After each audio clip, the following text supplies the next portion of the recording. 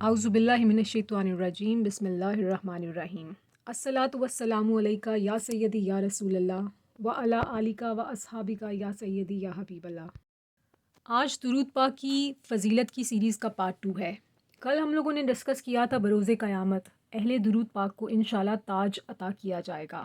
بہت سارے انبیاء کرام کی بہت ساری امتیں جس میں امت محمدی صلی اللہ علیہ وآلہ وسلم بھی شامل ہوگی، جب جنت میں انشاءاللہ داخل ہو رہے ہوں گے یا جس مقام پر بھی ان کو تاج عطا کیا جانا ہوگا، بہت سارے لوگ جو جنتی ہوں گے ان سے اس طرح سے ڈفرینٹ نظر آئیں گے کہ ان کے سروں پر تاج ہوگا۔ وہ کیسا پیارا تاج ہوگا یہ تو انشاءاللہ ہم لوگ اس روز ہی دیکھیں گے، لیکن یہ وہ بشارت ہے جو دنیا میں عطا فرما دی گئی ہے۔ آج کی ویڈیو میں جس نیکسٹ فضیلت کی ہم لوگ انشاءاللہ بات کریں گے وہ میں آب کوثر سے پڑھ رہی ہوں، اور آب کوثر سے جو حوالے لیے گئے ہیں یہ 2 بک سے لیے گئے ہیں، 2 کتابوں سے، یعنی کہ ایک جو ہے وہ القول البدیع ہے اور دوسری ہے جذب القلوب۔ اس میں تحریر ہے کہ درود پاک پڑھنے والے کے لیے ایک کی رات ثواب لکھا جاتا ہے جو کہ احد پہاڑ جتنا ہے۔ ٹھیک ہو گئی؟ انشاءاللہ اب ہم اس کو ڈسکس کرتے ہیں۔ دیکھیے، یہ فضیلت میں بھی پہلے پڑھ چکی ہوں اور یقیناً آپ لوگوں نے بھی پڑھی یا سنی ہوئی ہوگی، لیکن اس میں جو 2 امپورٹنٹ چیزیں جس پہ آج ہم نے غور و فکر کرنا ہے، سوچنا ہے جس کے بارے میں اور جس کو اپنے اندر جذب کرنا ہے، وہ 2 بڑی امپورٹنٹ چیزیں ہیں۔ ایک تو ہے پہاڑ، یعنی کہ درود پاک پڑھنے والے کے لیے ایک قرات ثواب لکھا جاتا ہے۔ یہ ایک قرات ثواب کیا ہوتا ہے؟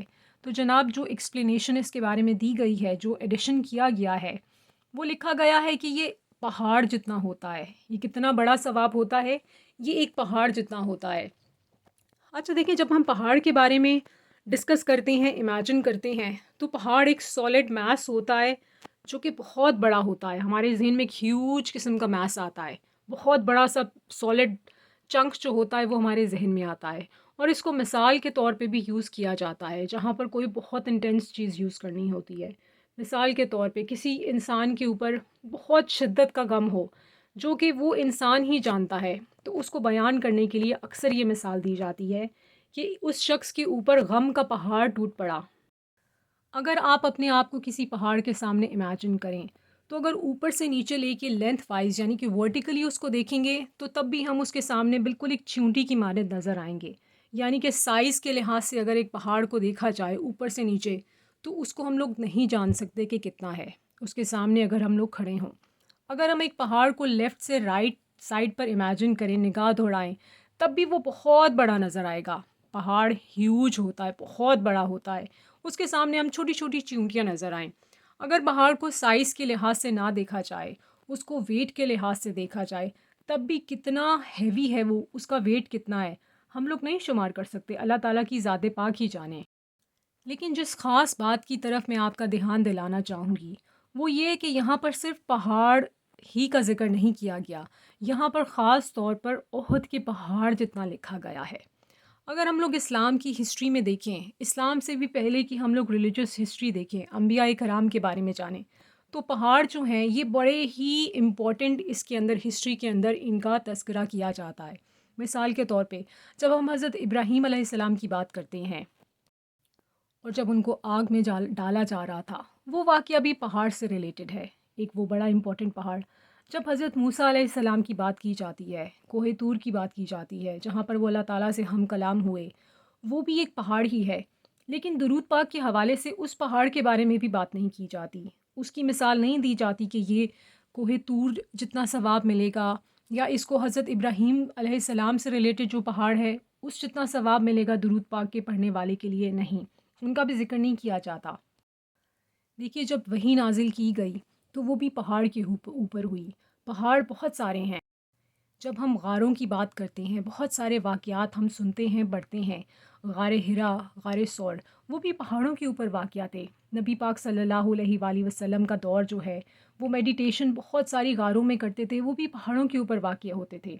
اب یہاں پر یہ نہیں بیان کیا گیا کہ ایک قرات کا ثواب جو ہے فلاں سمندر کے برابر ہے یا فلاں میدان کے برابر ہے یا فلاں شہر کے برابر ہے، نہیں، اس کو پہاڑ سے ہی ریلیٹ کیا گیا ہے، کیونکہ ایک تو پہاڑ کا سائز اوپر سے نیچے، لیفٹ سے رائٹ بہت بڑا ہوتا ہے۔ اگر سائز کے اعتبار سے دیکھا جائے تو پہاڑ بھی بہت بڑا ہوتا ہے، اگر ویٹ کے لحاظ سے دیکھا جائے تو تب بھی پہاڑ کی مثال ویٹ کی صورت میں اپنی ہی ہوتی ہے۔ اب یہاں پر بات کی گئی ہے اسپیسیفکلی، یعنی کہ خاص طور پر احد کے پہاڑ جتنی۔ یہ جو جبل احد ہے نا، یعنی کہ جو احد کا پہاڑ ہے، یہ بڑا ہی خصوصیات کا حامل، اس کو کہتے ہیں جنتی پہاڑ، یعنی کہ جنت کا پہاڑ۔ اس کا تعلق مدینہ شریف سے ہے، اس کا تعلق نبی پاک صلی اللہ علیہ وآلہ وسلم سے ہے، اس کا تعلق اسلام کی سیکنڈ بیٹل سے ہے، جس میں مشرکین مکہ جو تھی ان سے مسلمانوں کی لڑائی ہوئی تھی۔ اس کا تعلق بہت سارے صحابہ اکرام سے ہے، اس کا تعلق بہت سارے شہداء سے ہے۔ یہ جو بیٹل آف احد تھی، اس میں نبی پاک صلی اللہ علیہ وآلہ وسلم کے بہت پیارے چچا حضرت امیر حمزہ علیہ السلام بھی شہید ہو گئے تھے، جن کو نبی پاک صلی اللہ علیہ وآلہ وسلم سے بہت پیار تھا، اور نبی پاک صلی اللہ علیہ وآلہ وسلم بھی بہت پیار ان سے کرتے تھے۔ پہاڑوں میں بھی یہ ایک شہنشاہ بادشاہ کی طرح ہے، یہ پہاڑ جنت کا پہاڑ۔ تو آپ سوچئے کہ جب آپ ایک مرتبہ درود پاک پڑھیں گے تو آپ صرف اس کو ایک درود پاک نہیں جانیے، آپ کو نہیں پتہ، ہمیں نہیں پتہ کہ وہ ایک بہت ہیوی ویٹ والا، بہت سمجھیے کہ ایک بھاری بھرکم وزنی خزانہ ہے، جسے منتقل کیا جا رہا ہے مسلسل اللہ تعالیٰ کی جانب سے آپ کے اور ہمارے نامہ اعمال میں۔ ہم اس دنیا میں جنت کے طالب ہیں، ہمارے سارے نامہ اعمال، جتنے بھی ہماری محنت ہے، کوشش ہے، وہ یہ ہے کہ ہمیں جنت میں جانے کے لیے ہے۔ کیوں کوشش ہے؟ کیونکہ نبی پاک صلی اللہ علیہ وآلہ وسلم جنت میں ہوں گے۔ اب جب ہم یہاں سے بیٹھ کے جنت کے لیے کوشاں ہیں، تو اللہ تعالیٰ نے کیسا پیارا تحفہ دیا ہے کہ جنت سے ریلیٹڈ جو کہ ابھی دنیا میں ہی ہے پہاڑ، لیکن ہے وہ جنت سے منسوب، اس جتنا ثواب ہمارے نامہ اعمال میں منتقل کیے جا رہے ہیں۔ تو اب جب آپ نے بھی درود شریف کوئی سا بھی پڑھنا ہے، درود پاک، جب بھی آپ درود پاک ورد کریں، تو اب آپ نے جبل احد کو، احد کے پہاڑ کو ذہن میں رکھنا ہے، صلی اللہ علیہ وآلہ وسلم۔ سمجھیے یہ ایک درود و سلام ہے۔ یہ میں نے ایک مرتبہ ورد کیا ہے، یقیناً آپ نے سننے کے ساتھ ساتھ میرے ورد بھی کیا ہوگا۔ تو احد کے پہاڑ جتنا مبارک پہاڑ، جنتی پہاڑ، اس جتنا ثواب میرے اور آپ کے نامہ اعمال میں منتقل ہو چکا ہے، لکھا جا چکا ہے۔ تو اس کو، درود پاک کو، اب ہم نے بہت محبت اور شکر گزاری کے جذبے کے ساتھ پڑھنا ہے۔ اللہ پاک کو، نبی پاک صلی اللہ علیہ وآلہ وسلم کتنے محبوب ہیں، اور ان پر درود پڑھنے والا شخص بھی کتنا محبوب ہے کہ اس کے نامہ اعمال میں اتنا وزن، اتنی برکتوں والا ایک پہاڑ جیسا وزنی ایک قرات ثواب لکھ دیا جاتا ہے، منتقل ہو جاتا ہے، جو کہ احد کے پہاڑ جتنا ہوتا ہے۔ بس آپ ورد کرتے رہیں اور دیکھتے رہیں کہ نامہ اعمال آپ کا کتنا خوبصورت اور برکتوں کے خزانے سے بھرپور ہوتا جاتا ہے۔ اس نعمت عظیم پر الحمدللہ و شکرن للہ۔ درود پاک آپ نے ورد کرنا ہے تو احد کے پہاڑ کو ضرور لازمی اب آپ لوگوں نے ورد کے دوران میں اپنے ذہن میں رکھنا ہے۔ ایک مرتبہ ورد کیا، وہ وزنی جو ثواب ہے ایک قرات، یعنی کہ جنت کے پہاڑ جتنا، وہ آپ کے نامہ اعمال میں جائے گا۔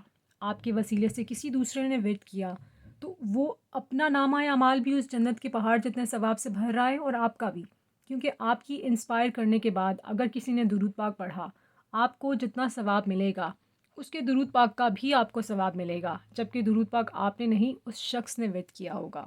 اس لیے آپ نے درود پاک ورد کرنا ہے اور کروانا ہے۔ درود پاک نہ صرف لکھنا ہے بلکہ لکھوانا بھی ہے۔ درود پاک میں 1 کروڑ کی نیت خود بھی کرنی ہے اور دوسروں کو بھی اس کی دعوت دینی ہے۔ اور جب آپ دعا کیجئے تو میک شور کیجئے دعا میں پوری امت کو یاد رکھیے۔ اپنا بہت خیال رکھیے گا۔ اجازت دیجیے، اللہ حافظ۔